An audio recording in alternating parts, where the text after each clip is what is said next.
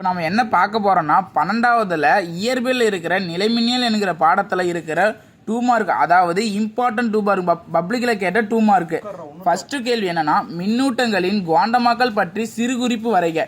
எந்த ஒரு பொருளில் உள்ள மின்னூட்டத்தின் மதிப்பும் அந்த அடிப்படை மதிப்பின் முழுங்கு மடங்காகவே இருக்கும். ஃபார்முலா என்னன்னா Q சமம் NE.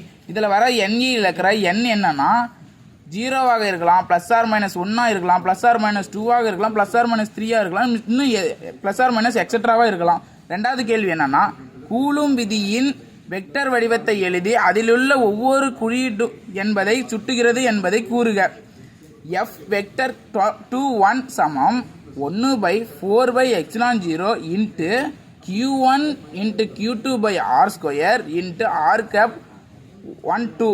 அதாவது அதை என்னென்னு வருதுன்னு சொல்கிறாங்கன்னா, எஃப் வெக்டர் 21 என்பது Q2வின் மீது Q1 ஏற்படுத்தும் விசை, அதாவது Q2வின் மீது Q1 ஏற்படுத்துகிற விசையாம். r⁻12 என்பது Q1லிருந்து Q2வை நோக்கிய ஓரலகு வெக்டர். மூணாவது கேள்வி என்னன்னா, கூலும் விசைக்கும் ஈர்ப்பியல் விசைக்கும் வேறுபடுத்துக. அதாவது இன்னொரு மாதிரி சொல்லலாம், கூலும் விசை மற்றும் புவியீர்ப்பு விசை வேறுபடுத்துன்னு கேட்டாலும் இந்த ஆன்சரை தான் எழுதணும்.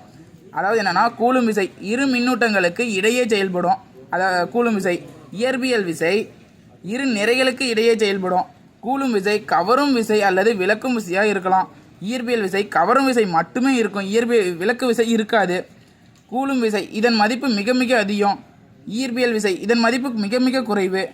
கூலும் விசை ஊடகத்தின் தன்மையை சார்ந்து காணப்படும். இயற்பியல் விசை ஊடகத்தின் தன்மையை சார்ந்து காணப்படாது. அவ்வளோதான்.